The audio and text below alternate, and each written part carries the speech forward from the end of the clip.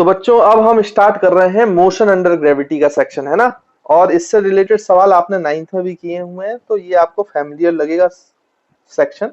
But हम इसमें बहुत अच्छे से क्वेश्चंस करेंगे, है ना। थोड़े अच्छे हायर लेवल के क्वेश्चंस करेंगे। पहले हम बेसिक समझ लेते हैं जल्दी जल्दी, है ना बच्चों। फिर उसके बाद हम क्वेश्चन सॉल्व करना चालू करेंगे। तो मोशन अंडर ग्रेविटी का मतलब क्या है कि आपकी जो अर्थ है वो किसी पार्टिकल पे ऊपर फोर्स लगा रही है। तो देखो यहाँ पर, जैसे मान लीजिए कि ये हमारी अर्थ है बच्चों, ये अर्थ का एक सरफेस हमने बना दिया है। और इस अर्थ जो है, अर्थ का सेंटर भी आपको पता है। अब यहाँ पे कोई भी, और ये सेंटर से जो ये दूरी है बच्चों, ये आपका रेडियस ऑफ अर्थ है, रेडियस ऑफ अर्थ, है ना। अब यहाँ पे देखो आप, रेडियस ऑफ अर्थ जो होता है ना बच्चों, वो बहुत ज्यादा होता है, आपको पता है। 6400 किलोमीटर रेडियस ऑफ अर्थ है। अब सोचो अगर आप किसी पार्टिकल को किसी पर्टिकुलर हाइट पे ले गए, 2-4-5 किलोमीटर, 2-4-5 किलोमीटर हाइट हमारे लिए बहुत ज्यादा है ना। लेकिन रेडियस ऑफ अर्थ के कंपेयर में अगर ये हाइट, मतलब 2-4-5 किलोमीटर हमें लग रहा है कि अर्थ के ऊपर बहुत ज्यादा है, लेकिन अर्थ के कंपैरिजन में देखो ये जो h है इज नेग्लिजिबल। अगर 2-4-5 किलोमीटर है तो 6400 किलोमीटर के सामने ये हाइट कैसी है बच्चों, नेग्लिजिबल। नेग्लिजिबल, है ना। ये हाइट को हम नेग्लिजिबल मान सकते हैं, नेग्लिजिबल मान सकते हैं। अब मान लो यहाँ पे इस हाइट पर जो है बच्चों, और ये इसका जो अर्थ का मास होता है बच्चों, मास ऑफ अर्थ, वो कितना होता है भाई, ये भी आपको पता होगा, है ना। नहीं पता है तो ये देख लीजिए, 6 इंटू, मतलब 5.9 समथिंग होता है, बट अप्रोक्सीमेटली 6 इंटू 10⁻24 kg। ये मैं आपको डाटा बता रहा हूँ, है ना। तो ये मास ऑफ अर्थ होता है, ये आपका बच्चों रेडियस ऑफ अर्थ होता है। और अगर मैं यहाँ पर हाइट जो है बच्चों, वो अप्रोक्सीमेटली 2 किलोमीटर टू, मतलब 0 किलोमीटर थ्रू आप अप्रोक्सीमेटली मान लो 5 किलोमीटर तक, तो आप इस हाइट को नेग्लिजिबल मान सकते हो in comparison to radius of earth, है ना। इतनी हाइट के लिए हम बात कर रहे हैं।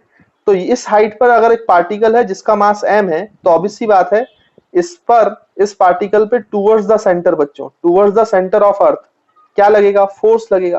Towards the centre of earth force लगता है, ये सभी को आपको पता है।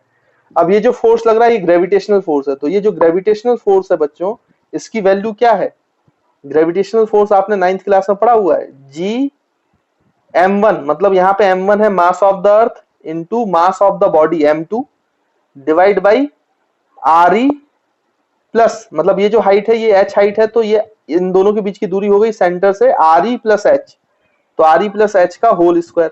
लेकिन जैसे कि मैंने आपको बोला कि re is very very greater than h generally. Generally तो ऐसे ही होता है ना भाई, कि जो आपका रेडियस ऑफ अर्थ है वो बहुत बड़ा है, क्योंकि 2-4 किलोमीटर के सामने, मतलब 6400 किलोमीटर के सामने 2-4 किलोमीटर तो बहुत छोटा कहलाएगा। तो हाइट कैन बी नेग्लेक्टेड, तो हम बोल सकते हैं कि h कैन बी नेग्लेक्टेड। तो अगर आप h को नेग्लेक्ट कर दो बच्चों, तो यही जो फॉर्मूला है आपका, जो आपका ग्रेविटेशनल फोर्स है किसी पार्टिकल पे, वो कितना हो जाएगा, GMEm बाई RE स्क्वायर। हमने h को नेग्लेक्ट कर दिया। अब देखो बच्चों होगा क्या कि यहां पर अगर आप ये लिखें, अगर सेकंड, न्यूटन का सेकंड लॉ लगाएं, तो इस वाले मास पर एक ही फोर्स लग रहा है, नेट फोर्स यही है, ग्रेविटेशनल फोर्स। तो नेट फोर्स हम क्या लिख सकते हैं बच्चों, जो ग्रेविटेशनल फोर्स है नेट फोर्स, तो न्यूटन सेकंड लॉ से बोल सकते हैं उसको मास इनटू एक्सेलरेशन। अब क्योंकि ये एक्सेलरेशन किसकी वजह से आया, अर्थ की वजह से, ग्रेविटेशनल फोर्स की वजह से, इसलिए हमें इसको ए नहीं लिखते, हम इसको रिप्रेजेंट करते हैं जी से। तो जी का मतलब क्या हो जाता है बच्चों, acceleration due to gravity. Gravitational force की वजह से ये एक्सेलरेशन आया ना, इसलिए इस एक्सेलरेशन को जनरली ए से रिप्रेजेंट नहीं किया जाता, क्योंकि ये ग्रेविटी की वजह से, ग्रेविटेशनल फोर्स की वजह से एक्सेलरेशन है, इसलिए इसको एक्सेलरेशन को स्मॉल जी से रिप्रेजेंट करते हैं हम।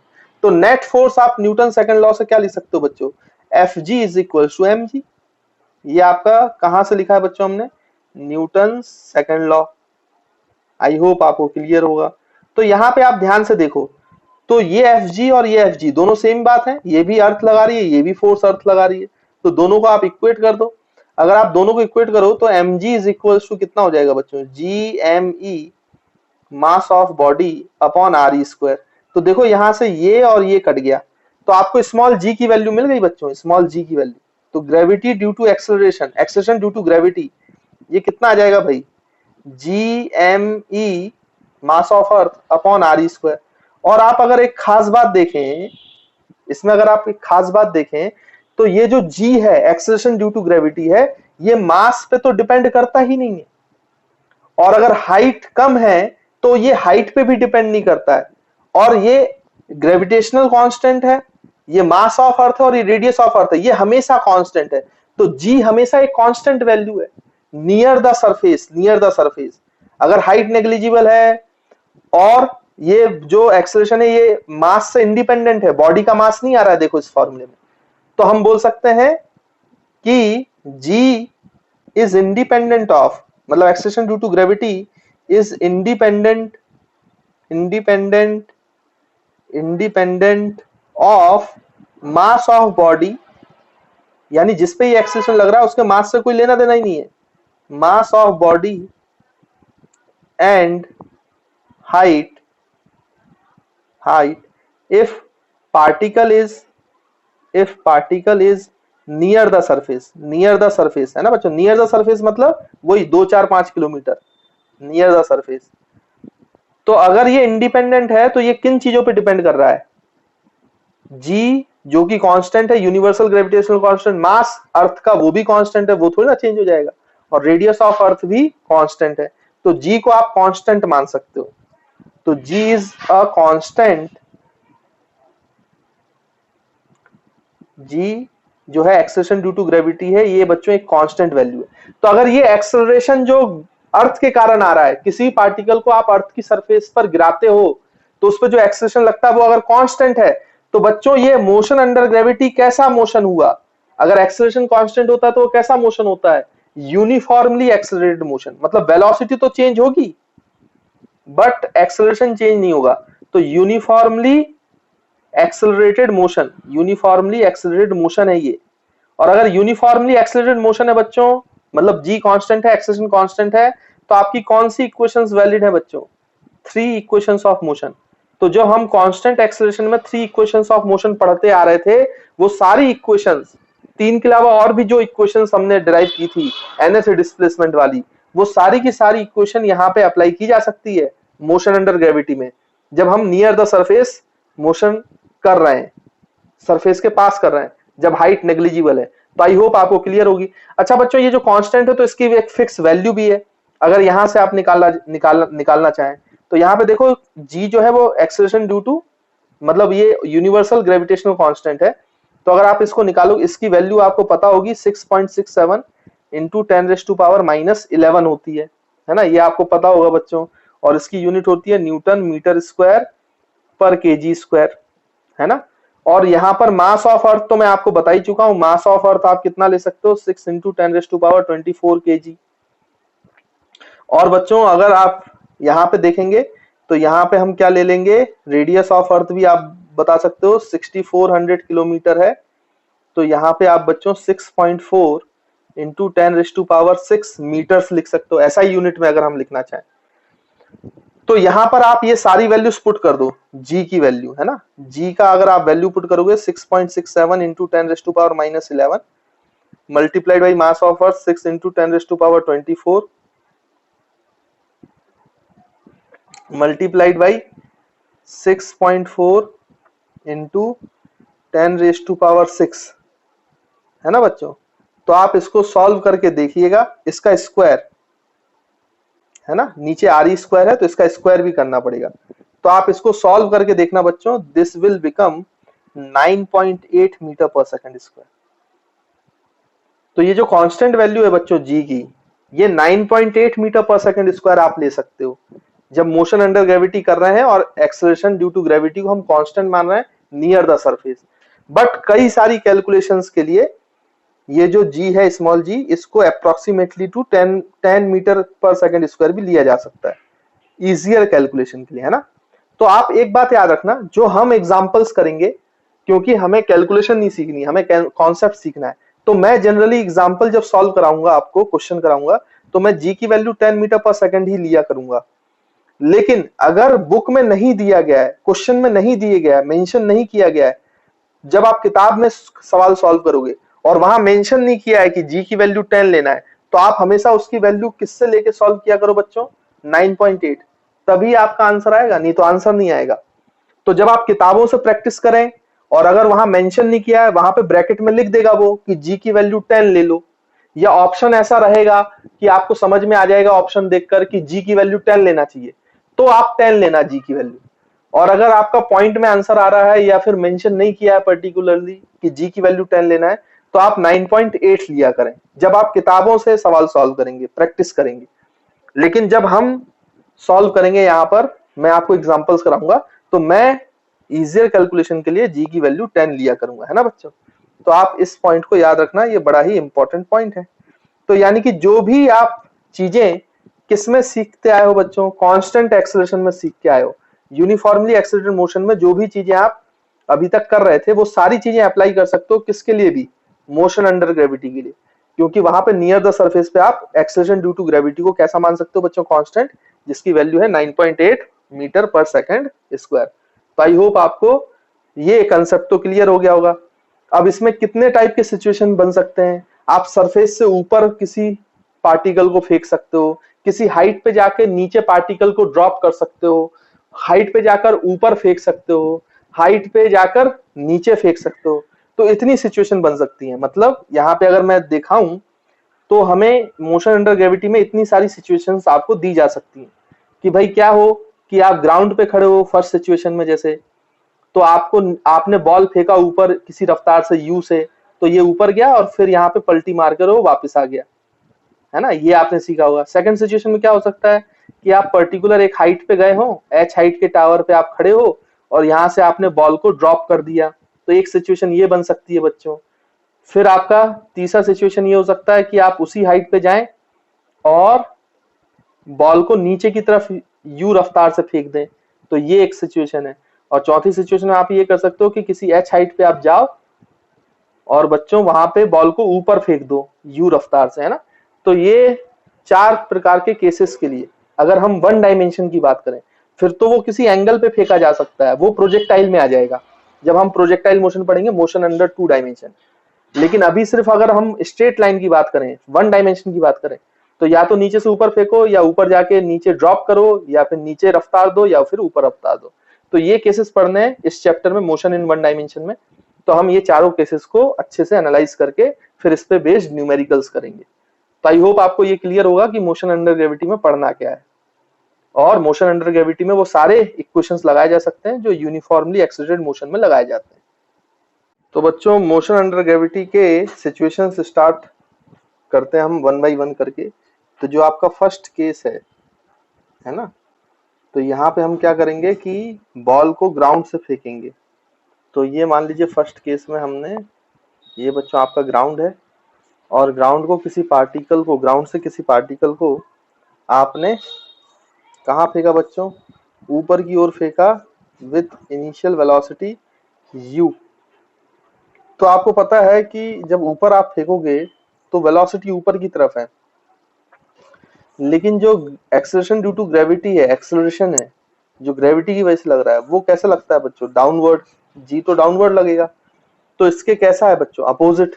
तो आपको पता है कि जब ये ऊपर जाएगा तो इसका स्पीड घटेगी घटेगी, फिर घटते घटते एक समय ऐसे आएगी बच्चों कि इसकी स्पीड कितनी हो जाएगी, फाइनली 0। और उसके बाद ये क्या करेगा, यू टर्न लेगा, ऐसे यू टर्न लेगा।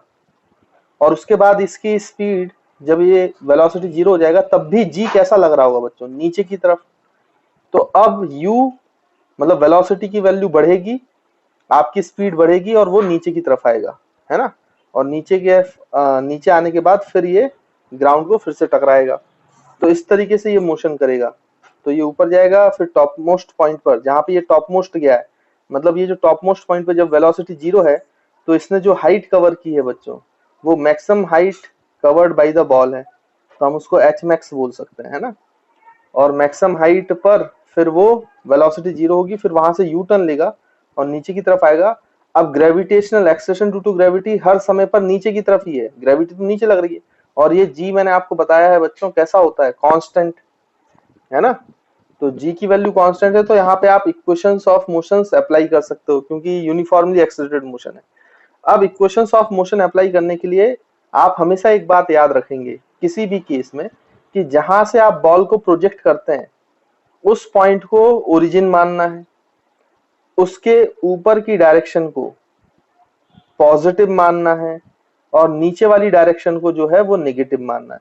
अब मैं ये नहीं कह रहा हूं कि आप ये साइन कन्वेंशन लो, आप नीचे पॉजिटिव मान सकते हो जैसे कई किताबें मान लेते हैं, और ऊपर नेगेटिव मान सकते हो, लेकिन एक साइन कन्वेंशन अप्लाई करें और उसको फिर चेंज ना करें, नहीं तो फिर आप अननेसेसरी कंफ्यूज होगे और सवाल के जो आंसर है वो आपके गलत आएंगे।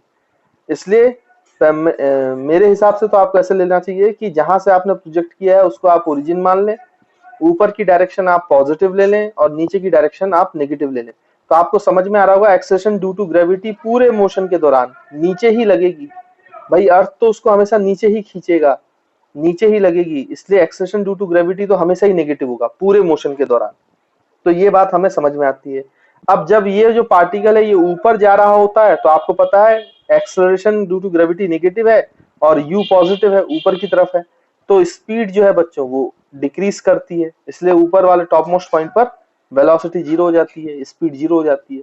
उसके बाद जब नीचे आता है तो स्पीड भी, वेलोसिटी भी आपका नीचे की तरफ है और एक्सेलरेशन ड्यू टू ग्रेविटी भी नीचे की तरफ है, दोनों नेगेटिव हो गए, तो आपकी स्पीड जो है वो बढ़ती है। तो इस तरीके से ये बच्चों ये सिचुएशन है। अब आपसे यही पूछा जाता है, देखे जैसे कि आपका ये एच मैक्स पूछ ले तो मैक्सिमम हाइट कितना कवर किया बॉल ने अगर यू रफ्तार से फेंका, फिर आपसे सवाल ये हो जाता है कि ये बॉल ऊपर गया और फिर ग्राउंड पे टकराया वापस आके, तो आपको बताना है भाई कि कितना वो होगा बच्चों, कितना टोटल टाइम लगेगा। तो टोटल टाइम ऑफ फ्लाइट बताना है आपको, उस मतलब जो टोटल टाइम लगा एक बार ग्राउंड से हवा में आकर, फिर हवा में रहा और फिर ग्राउंड से टकराया, तो ये पूरे मोशन के दौरान उसने कुछ टाइम तो लिया होगा जब तक वो हवा में रहा है ग्राउंड से टकराने से पहले, तो टोटल देर कितना हवा में रहा है उसको बोलते हैं टाइम ऑफ फ्लाइट। तो आपको टाइम ऑफ फ्लाइट पूछा जा सकता है, मैक्सिमम हाइट पूछा जा सकता है, तो इस टाइप के क्वेश्चन पूछे जाते हैं, तो ये हमें बच्चों निकालना है। अच्छा आप एक बात और याद रखेंगे, ये नीचे से जब ऊपर तक जाता है तो जो उसको टाइम लगता है उसको बोलते हैं time of accent, T A से डिनोट करते हैं, और ऊपर से नीचे आने में जो समय लगता है उसको बोलते हैं बच्चों टाइम ऑफ डिसेंट, है ना। तो नीचे से टॉप मोस्ट पॉइंट तक जाने में जो टाइम लगता है उसको टाइम ऑफ एसेंट बोलते हैं, और टॉप मोस्ट पॉइंट से नीचे आने में जो टाइम लगता है उसको टाइम ऑफ डिसेंट बोलते हैं। तो ये कुछ टर्मिनोलॉजीज हैं जो आपको आनी चाहिए। अब वन बाई वन करके हम क्या करते हैं बच्चों कि इसके जो भी वो हैं पैरामीटर्स वो सारे निकालते हैं। H max time of flight है ना। तो केस नंबर 1 क्या है कि particle is projected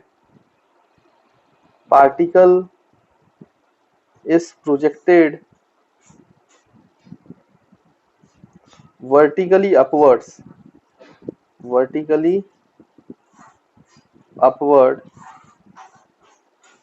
from ground।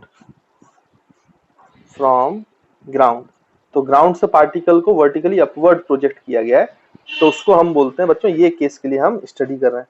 अब इसमें जो भी टर्म्स हैं उनको वन बाई वन हम निकालते हैं। तो सबसे पहले आप एच मैक्स निकालिए कि maximum height attend by the ball कितना होगा।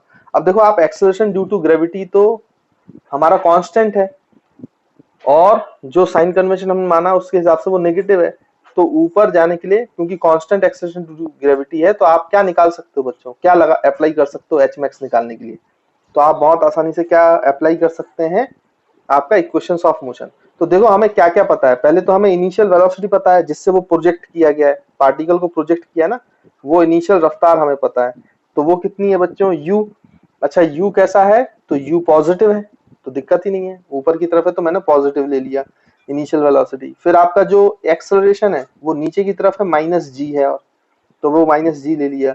फिर आपकी ऊपर टॉप मोस्ट पॉइंट तक निकालना ना हाइट, डिस्प्लेसमेंट, वही तो मैक्सिमम हाइट है बच्चों।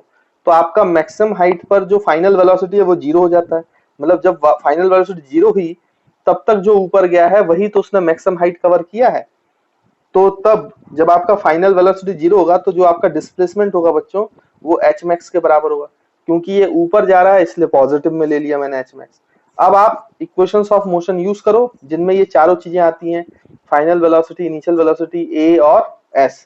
तो ऐसी कौन सी इक्वेशन, इसमें टाइम गायब है बच्चों, तो ऐसी कौन सी इक्वेशन है जिसमें टाइम नहीं आता है, थर्ड इक्वेशन, तो वो हम अप्लाई कर देंगे, V square minus U square is equals to 2as। V square तो बच्चों ये 0 माइनस यू स्क्वायर, उसको वैसे ही लिखेंगे, इज इक्वल्स टू 2, ए की वैल्यू बच्चों माइनस जी और एस की वैल्यू एच मैक्स। तो यहाँ से देखो बच्चों, अगर आप एच मैक्स निकालोगे तो ये 0 माइनस, तो ये माइनस यू स्क्वायर और ये 2g नीचे चला जाएगा तो माइनस 2g, तो ये कैंसिल हो जाएगा। तो आपका एच मैक्स का फॉर्मूला क्या आ जाएगा, तो जो हमारा रिक्वायर्ड है मैक्सिमम हाइट जब नीचे से ऊपर पार्टिकल थ्रो करते हैं, तो ये यू स्क्वायर बाई 2g। अब ये फॉर्मूला बड़ा इंपॉर्टेंट है बच्चों। अब ये बार बार आप सवालों में ये अप्रोच तो लगा सकते हो, लेकिन इससे टाइम वेस्ट होगा आपका। अगर आप सवालों को जल्दी सॉल्व करना चाहते हैं तो ये फॉर्मूला रटें, और ये आगे जाके प्रोजेक्टाइल में भी बहुत काम आएगा, मैं आपको बता दूं, है ना। कैसे काम आएगा वो तो वहीं जाके हम बताएंगे आपको, लेकिन ये फॉर्मूला बड़ा इंपॉर्टेंट है, इसको आपको याद रखना चाहिए, है ना। तो जितने फॉर्मूले लिख रहा हूँ अगर वो याद है तो आपसे सवाल बहुत तेजी से बनेंगे, और टेंशन नहीं लेना है, आप प्रैक्टिस करेंगे सवालों को तो ऑटोमेटिकली याद हो जाते हैं। तो ये पहला पैरामीटर था जो हमने निकाल लिया, मैक्सिमम हाइट। अब दूसरा जो है बच्चों वो हम निकालते हैं, दूसरा जो पैरामीटर है वो है टाइम ऑफ फ्लाइट। इस केस में टाइम ऑफ फ्लाइट मैंने आपको बताया, जब तक वो ऊपर गया, जमीन से हवा में आया, फिर हवा से वापस वो जमीन पे गिरा, तो जो टोटल टाइम लगा उसको गिरने पर, उसको बोलते हैं बच्चों टाइम ऑफ फ्लाइट। तो ये टाइम ऑफ फ्लाइट आप यहाँ पे लिख सकते हैं। तो टाइम ऑफ फ्लाइट को कैपिटल टी से डिनोट करते हैं ना। तो अब ये निकालते हैं हम टाइम ऑफ फ्लाइट क्या है बच्चों। तो देखिए, अगर आप यहां से लेके यहां तक, मतलब आप अगर इस पॉइंट को ए मान लें, तो पार्टिकल ए से ऊपर जाकर फिर ए पे आ गया। ये मैंने मोशन अलग बनाया बच्चों, ये जो है ये इसी पॉइंट पे गिरा है वापस, मतलब मोशन ऐसा है, ये ऊपर गया मैक्सिमम हाइट तक, फिर यहाँ वेलोसिटी 0 और इसी लाइन पे वापस आ गया। लेकिन मैं आपको समझा पाऊं इसलिए मैंने थोड़ा सा इसको अलग ट्रेजेक्ट्री पे बनाया है ना, ये आप समझना। बाकी है ये वन डायमेंशन पे ही, ये एक ही लाइन पे मोशन है पूरा, है ना, तो इससे कंफ्यूज मत होना। तो ये ऊपर गया और वापस ए पे आ गया, तो ऊपर जाके वापस ए पे आया, मतलब पहले ए था और फाइनल पॉइंट भी ये हो गया। तो डिस्प्लेसमेंट कितना हुआ बच्चों, भाई जितना टाइम हमें निकालना टाइम ऑफ फ्लाइट, तो टाइम ऑफ फ्लाइट जब टाइम ऑफ फ्लाइट के बराबर है तो वापस अपने पॉइंट पे आ गया ना, तो डिस्प्लेसमेंट तो 0 हुआ। मतलब जब आपका डिस्प्लेसमेंट 0 है तो जो टाइम आएगा वो टाइम ऑफ फ्लाइट होगा। तो यहाँ पे टी जो है टाइम, जब डिस्प्लेसमेंट 0 है तो वो टाइम ऑफ फ्लाइट के बराबर हो जाता है बच्चों। और उसके बाद यहाँ पर जो है आपका एक्सेलरेशन है वो तो माइनस जी के बराबर है ही, और आपका इनिशियल वेलोसिटी u है। अब आप देखो एस टी ए यू, ये चार चीजें, मतलब आप इसमें देखें तो फाइनल वेलोसिटी गायब है। तो कौन सी ऐसी इक्वेशन है जिसमें चार चीजें होती हैं और फाइनल वेलोसिटी गायब होती है, तो सेकंड इक्वेशन ऑफ मोशन। तो अप्लाई कर दो second equation of motion, s is equals to U T plus half A T square. तो बच्चों यहाँ पे अगर हम करेंगे तो s की वैल्यू 0 है और यहाँ पे ये ut है ना, और ये माइनस है ना, t की जगह time of flight capital T लिख देते हैं, और ये माइनस है बच्चों क्योंकि a की वैल्यू माइनस जी पुट कर रहा हूं तो मैंने पहले ही माइनस कर दिया, और हाफ ये आपका जी T square capital T square, तो वो उधर चला जाएगा। तो देखो बच्चों इसमें से आप चाहो तो t कॉमन ले सकते हो, तो t कॉमन ले लिया और यहाँ पर बचा आपका कितना t आपने कॉमन ले लिया, तो ये बचा u minus half G T और ये इज इक्वल टू 0, तो t उधर जाएगा। अब देखो बच्चों यहाँ पे ये 0 कैसे आएगा, या तो t 0 हो, तो ये t 0 कब है, जब इनिशियल पॉइंट पे था तब कोई डिस्प्लेसमेंट नहीं हुआ था, t इक्वल टू 0 टाइम पर, तो ये हमारा टाइम ऑफ फ्लाइट नहीं है क्योंकि ये तो इनिशियल टाइम है ना, इनिशियल टाइम t इनिशियल है, ये टाइम ऑफ फ्लाइट नहीं। मतलब टाइम ऑफ फ्लाइट हमारा इस इक्वेशन से आएगा, तो या तो हम कैपिटल T इक्वल टू 0 बोलें तो वो इनिशियल टाइम पर है, और टाइम ऑफ फ्लाइट के लिए हम इसको 0 करें, मतलब u minus half G T square G T is equal to 0, तो ये हमारा टाइम ऑफ फ्लाइट आएगा। तो इसको आप उधर ले जाओगे तो half G T is equal to U हो जाएगा, तो टाइम ऑफ फ्लाइट का वैल्यू आएगा 2u बाई जी। तो ये भी बड़ा इंपॉर्टेंट फॉर्मूला है, जो ये दूसरा टाइम आया आपका इनिशियल टाइम के अलावा वो आपका टाइम ऑफ फ्लाइट है, क्योंकि दूसरी बार कब आपका डिस्प्लेसमेंट 0 होगा, जब वो पूरा ऊपर से नीचे तक कवर कर लेगा, तो जो टाइम मिलेगा आपका वो बच्चों टाइम ऑफ फ्लाइट होगा, which is equals to 2u by g, है ना। तो ये फॉर्मूला भी याद रखना, ये बड़ा ही इंपॉर्टेंट फॉर्मूला है। तो मैक्सिमम हाइट का formula u square by 2g और टाइम ऑफ फ्लाइट का फॉर्मूला 2u बाई जी, तो इसको बच्चों हमेशा याद रखेंगे। तो देखो स्टूडेंट्स, आगे अगर हम चर्चा करें तो जो तीसरा पॉइंट है उसको हम बोल देंगे टाइम ऑफ एसेंट,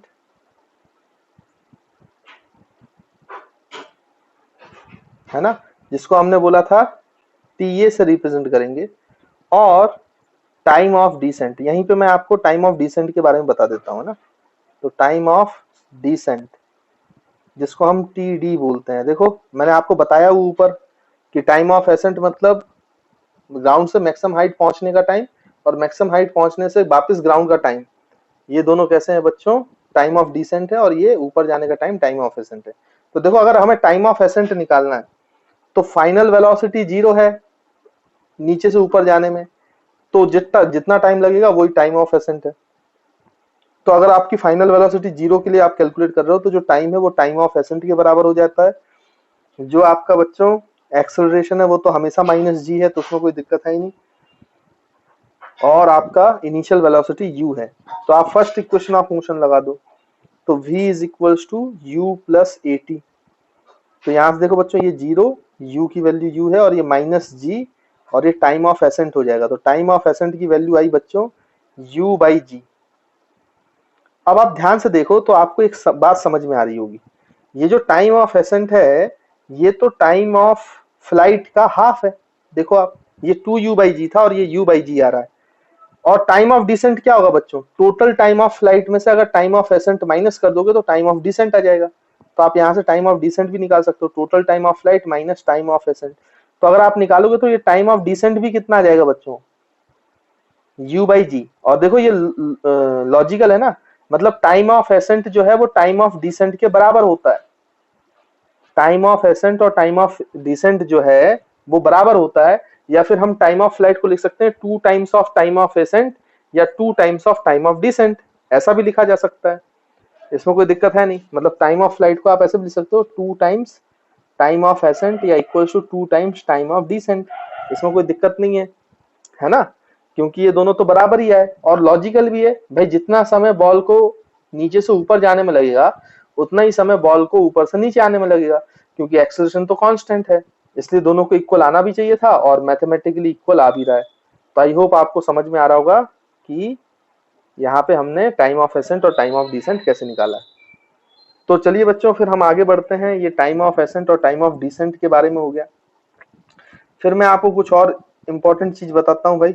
देखिए क्या, कि जैसे बच्चों लेट्स सपोज अगर मैं आपसे बोलूं कि इसके लिए अगर हम थोड़ा सा सॉल्व करें कि भाई आपने पार्टिकल को ग्राउंड से फेंका और मान लो वो किसी h हाइट पे गया, मतलब वो मैक्सिमम हाइट तो कुछ और है, वो ऊपर से ऐसे नीचे आएगा, लेकिन अभी हम h हाइट तक की बात कर रहे हैं।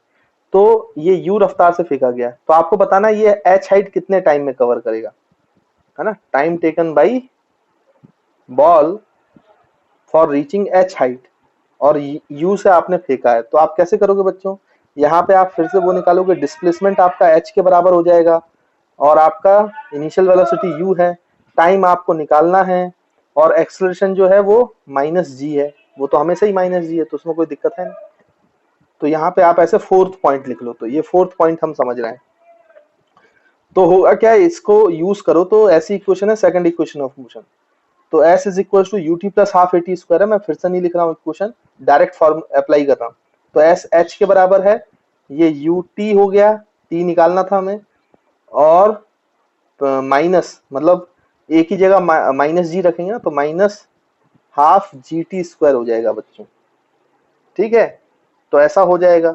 अब आप इसको देखो फर्दर अगर आप सॉल्व करते हो तो आपको ये समझ में आएगा। एक काम करो, आप एलसीएम वगैरह ले लो, मतलब इसको इधर ले जाओ, तो ये हो जाएगा कितना बच्चों, हाफ जी टी स्क्वायर, है ना, और ये हो जाएगा आपका कितना बच्चों, ये इधर आएगा तो माइनस यू टी, और ये कितना हो जाएगा बच्चों आपका, ये हो जाएगा आपका लेट्स सपोज, मतलब ये तो प्लस ही रहेगा, h इज इक्वल टू कितना हो जाएगा बच्चों यहाँ पर 0, है ना। तो ये आपको देखो t में आपका क्वाड्रेटिक इक्वेशन बन गया। तो a की वैल्यू बच्चों हाफ जी है, और b की वैल्यू माइनस यू है, और c की वैल्यू जो है h है। तो अगर आप टाइम के लिए सॉल्व करोगे तो टाइम में क्या बनेगा बच्चों, क्वाड्रेटिक बनेगा। तो माइनस b मतलब माइनस माइनस प्लस u हो जाएगा, या फिर आप ऐसा करो कि 2 को कॉमन ले लो, नहीं तो ये हाफ वाला परेशान करेगा। इसको आप ऐसे लिख लें कि ये हो जाएगा बच्चों जी टी स्क्वायर, अगर 2 का एलसीएम लेंगे तो ये -2ut और ये +2h और इज इक्वल टू 0।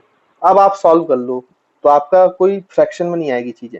अब आप क्वाड्रेटिक इक्वेशन सॉल्व करना जानते हो तो आप करेंगे, तो ये -b होता है बच्चों, फॉर्मूला आपको याद होगा क्वाड्रेटिक -b, तो b की जगह -2u है तो ये +2u हो जाएगा, प्लस माइनस √u b का स्क्वायर, तो ये 4u स्क्वायर हो जाएगा, b -2u है ना उसका स्क्वायर 4u स्क्वायर, और माइनस आपका 4ac, तो a की बच्चों वैल्यू g है और c की वैल्यू 2 है, तो 4 into 2 8 a g into C h और upon 2a।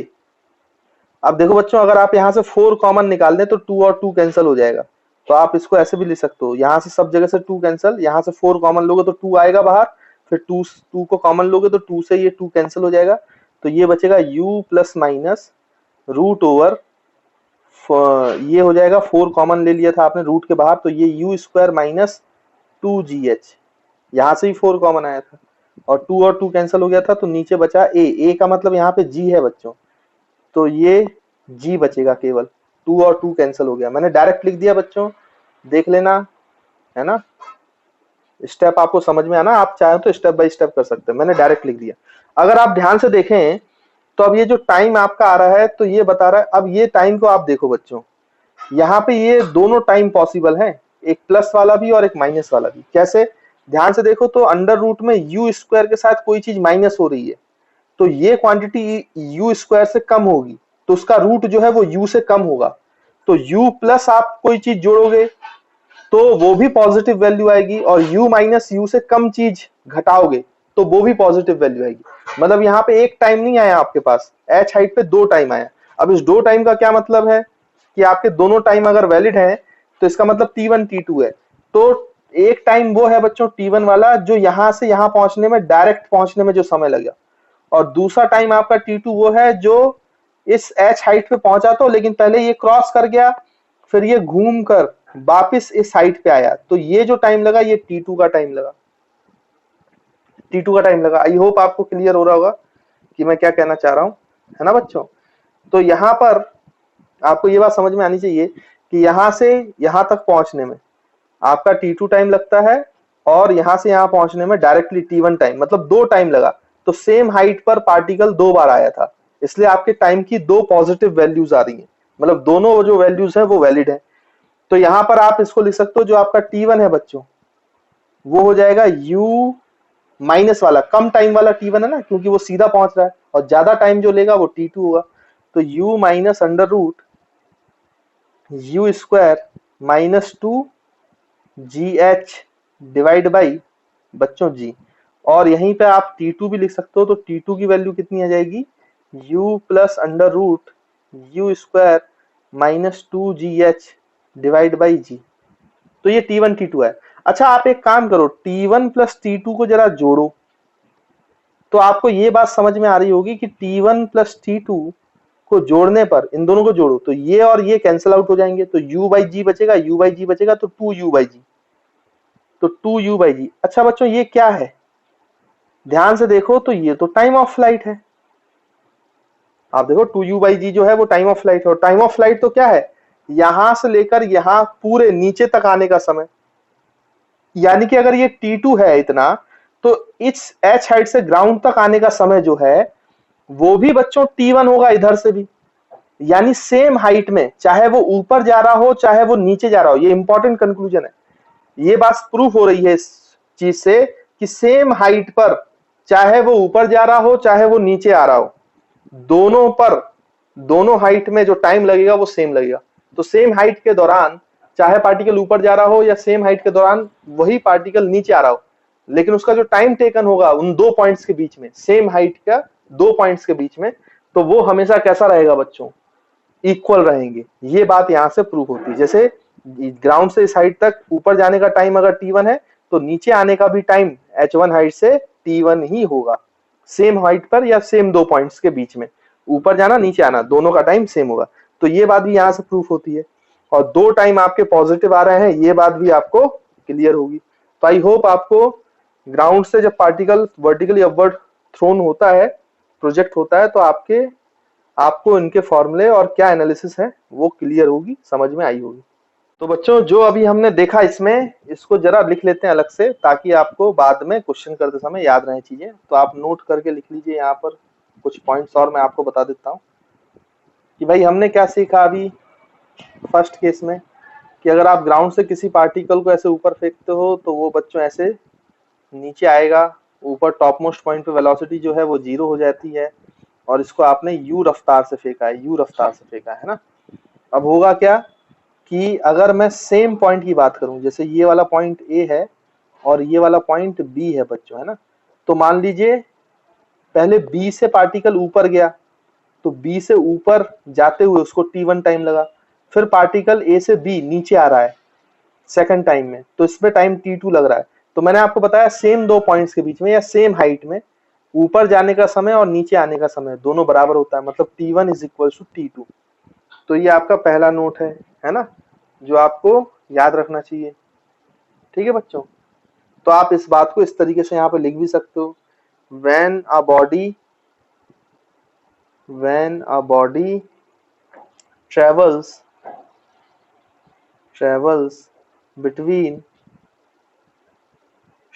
between two points,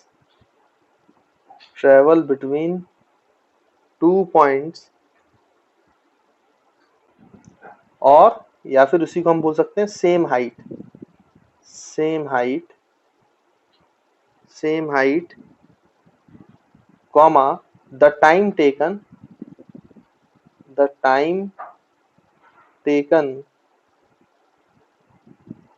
by body in upward motion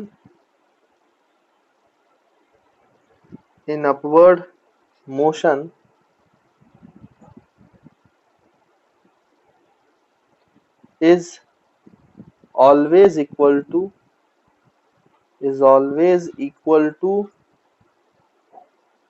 time taken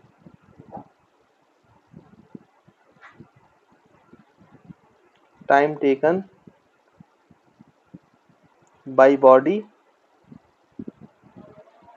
in downward direction,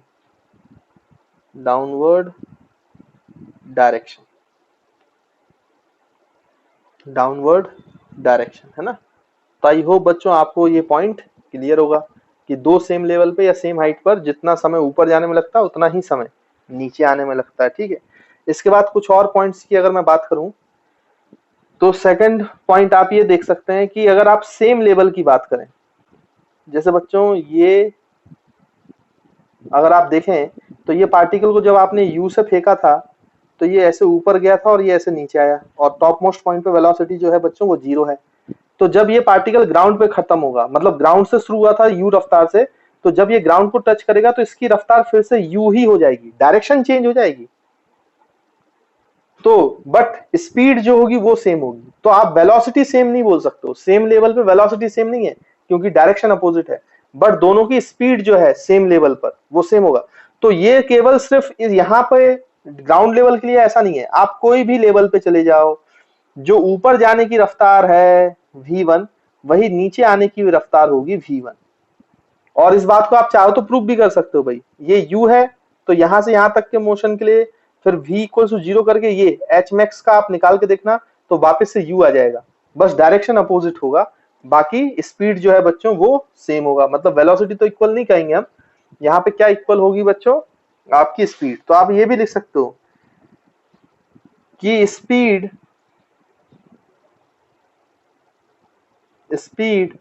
of the particle is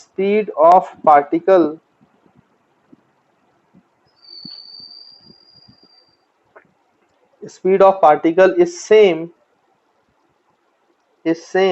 while going up and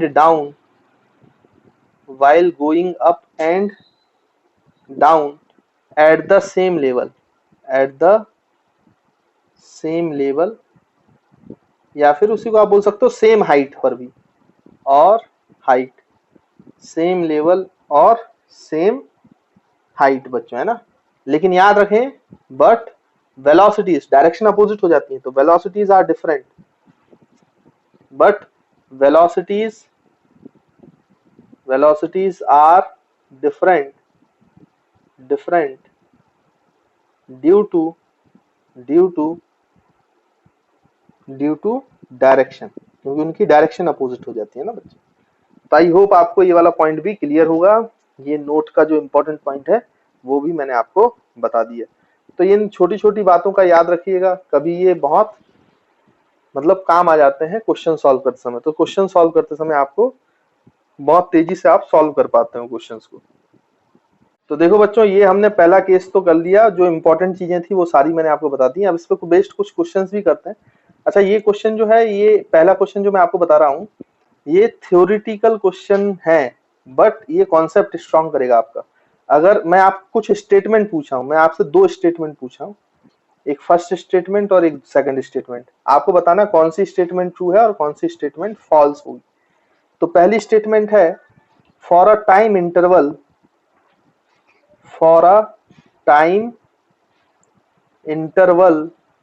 यहाँ पे line खींच देते हैं बच्चों, for a time interval if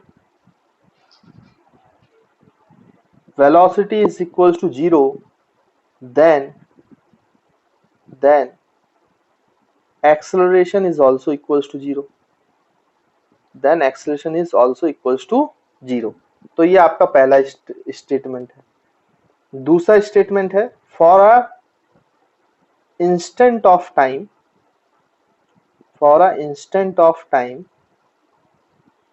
if v is equals to 0, velocity is equals to 0, then acceleration is also equals to 0। तो आपको बताना है बच्चों कि इसमें कौन सा स्टेटमेंट ट्रू है और कौन सा स्टेटमेंट फॉल्स। तो देखो बच्चों, ये जो पहला स्टेटमेंट है, ये स्टेटमेंट एक्चुअली में ट्रू स्टेटमेंट है। ट्रू क्यों है? क्योंकि आप किसी इंटरवल के लिए जब बात कर रहे हो तो वेलोसिटी आपकी उस इंटरवल में 0 है, तो चेंज इन वेलोसिटी भी तो 0 होगी उस इंटरवल में, और चेंज इन वेलोसिटी 0 होगी तो एक्सेलरेशन 0 ही होगा, क्योंकि एक्सेलरेशन तो change in velocity upon time होता है ना। इसलिए इसका आंसर तो हमेशा ही ट्रू है, कोई दिक्कत वाली बात नहीं। लेकिन जो ये नीचे वाला आपको स्टेटमेंट लिखा है फॉर इंस्टेंट ऑफ टाइम, अगर वेलोसिटी 0 है तो एक्सेलरेशन 0 होगा, ये फॉल्स है। ऐसा हो जरूरी नहीं है। देखो, ये केस आप यहीं से समझ सकते हो। जब आपने बॉल को ऊपर फेंका है बच्चों, तो ये बॉल ऊपर जाकर फिर नीचे आई है, तो यहां पर आपका देखो टॉप मोस्ट पॉइंट पे इस इंस्टेंट पर वेलोसिटी 0 है, लेकिन यहाँ पे एक्सेलरेशन 0 नहीं है भाई। एक्सेलरेशन ड्यू टू ग्रेविटी तो नीचे लग ही रहा है ना, वो तो हमेशा लग रहा है। ग्रेविटेशनल फोर्स थोड़ी ना खत्म हो जाएगा टॉप मोस्ट पॉइंट पर, वो तब भी लगेगा। तो इस इंस्टेंट पर वेलोसिटी 0 हो गई है, बट एक्सेलरेशन 0 नहीं हुआ है, एक्सेलरेशन ड्यू टू ग्रेविटी है यहाँ पर। तो ये केस हमेशा वैलिड हो ये जरूरी नहीं है। हाँ, इंटरवल के लिए आप पक्का बोल सकते हो, क्योंकि वहां वेलोसिटी 0 है तो डेल्टा वी भी उस इंटरवल के लिए 0 है, तो एक्सेलरेशन पक्का 0 होगा। बट किसी इंस्टेंट पे आप नहीं बोल सकते ऐसा। उस इंस्टेंट पे वेलोसिटी 0 हो सकती है, बट एक्सेलरेशन उस पे अप्लाई हो सकता है। या फिर कोई भी देखो पार्टिकल जब रेस्ट से स्टार्ट करता है और आप उस पे एक्सेलरेशन देते हो, तो जब वो रेस्ट से स्टार्ट करता है तो उसकी इनिशियल वेलोसिटी 0 होती है, बट एक्सेलरेशन की वैल्यू होती है वहां पर। तो ये जो कंडीशन है ये फॉल्स है, मतलब इंस्टेंट पर वेलोसिटी 0 है और एक्सेलरेशन भी 0 हो जाए ऐसा जरूरी नहीं है। हाँ, लेकिन टाइम इंटरवल के लिए अगर आपको बात कर रहा है, तो इंटरवल में अगर वेलोसिटी 0 है तो एक्सेलरेशन 0 होगा ही होगा। तो ये आपको समझना था। कई बार बच्चे इसमें फंस जाते हैं कॉन्सेप्चुअल क्वेश्चन में, तो आपको याद रखना है इस तरीके के सवालों को इस तरीके से आंसर किया जाता है। तो बच्चों देखो, ये क्वेश्चन आपसे पूछा गया है कि ग्राउंड से 50 मीटर पर सेकंड से पार्टिकल ऊपर फेंका गया है, तो आपको बताना मैक्सिमम हाइट क्या है, टाइम ऑफ फ्लाइट क्या है, और distance covered by particle after 6 second क्या होगा। तो आपको पता है ये पार्टिकल ऐसे ऊपर जाएगा और ऐसे नीचे आएगा, जहां ऊपर पहुंचेगा वहां पे रफ्तार 0 हो जाएगी, तो जो हाइट वो कवर करेगा वो मैक्सिमम हाइट होगी h। और हालांकि हमने तो डायरेक्ट फॉर्मूले याद कर लिए हैं, तो आपको इक्वेशंस ऑफ मोशन लगाने की जरूरत नहीं है, तो बहुत तेजी से सॉल्व हो जाएंगे अगर बच्चों आपको फॉर्मूले याद है तो, है ना। तो इसलिए मैं बोल रहा हूँ फॉर्मूले का बहुत इंपॉर्टेंस है। इन सवालों में अगर आप टाइम दोगे तो फिर अच्छे सवालों को कब करोगे। तो यहाँ पे एच मैक्स का फॉर्मूला हमने देखा कि यू स्क्वायर बाई 2g होता है, तो यू स्क्वायर मतलब 50 का स्क्वायर, तो मतलब 2500 अपॉन 2g, जी को आप 10 ले लो, तो ये ये कैंसिल हो गया, तो एच मैक्स की वैल्यू जो है बच्चों ये 250/2 तो 125 मीटर। तो ये आंसर तो हमारा आ गया, ये फर्स्ट क्वेश्चन का आंसर आ गया।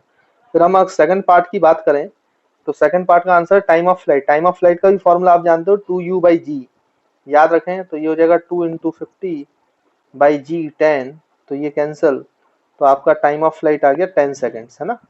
तो ये 10 सेकंड आंसर आया, इसमें तो कोई दिक्कत है ही नहीं। उसके बाद थर्ड पार्ट का अगर हम सॉल्यूशन करें तो भाई यहाँ पे आप डिस्टेंस निकालना है तो s इज इक्वल्स टू क्या कर दो बच्चों, 6 सेकंड है, तो u पता है आपको और a तो पता ही है, -g होता है, तो आप s is equals to ut plus half at² लगा दो, तो ut 6 सेकंड दिए ही है, और प्लस तो यहाँ पे -g लिखेंगे a की जगह तो माइनस आ जाएगा, तो -12g t²। अब ऐसा क्यों बोल रहा हूँ, क्योंकि जहां से आप प्रोजेक्ट करते हो उसको ओरिजिन मान लेते हो, तो ऊपर वाली डायरेक्शन जो है बच्चों वो पॉजिटिव हो जाएगी, नीचे वाली डायरेक्शन हो जाती है नेगेटिव, है ना। ये हमने साइन कन्वेंशन माना हुआ है, तो इसके हिसाब से यहाँ पे बीच में माइनस आएगा। अब ये डिस्टेंस निकालना है, s is equal to u का वैल्यू बच्चों 50 × t, मतलब ये 6 हो जाएगा, टाइम तो 6 सेकंड है, -12g, g को 10 ले लिया, और 6 का स्क्वायर 36, तो ये 2 से ये कैंसिल, तो ये 5 आएगा बच्चों, तो ये हो जाएगा 300 माइनस, अब इसको आप करोगे तो 5 6 जा 30 और 5 3 जा 15 और 3 180, तो जो आपका डिस्टेंस है 120 आएगा। तो ये आपका आंसर है बच्चों थर्ड क्वेश्चन का, और बच्चे इसको टिक करके आ जाते हैं, ये गलत है, ये थर्ड का आंसर है नहीं एक्चुअली में, क्योंकि बच्चों आप जो इस इक्वेशन से निकाल रहे हो वो डिस्प्लेसमेंट है, डिस्टेंस नहीं है। और मैंने कई बार बोला है, जब आपके क्वेश्चन में डिस्टेंस दिया हो तो आपको ये सोचना पड़ेगा वो डिस्टेंस और डिस्प्लेसमेंट बराबर होते हैं तब वो स्ट्रेट लाइन में चलता है, और आपको ये देखना पड़ेगा कि यू टर्न लिया है कि नहीं लिया।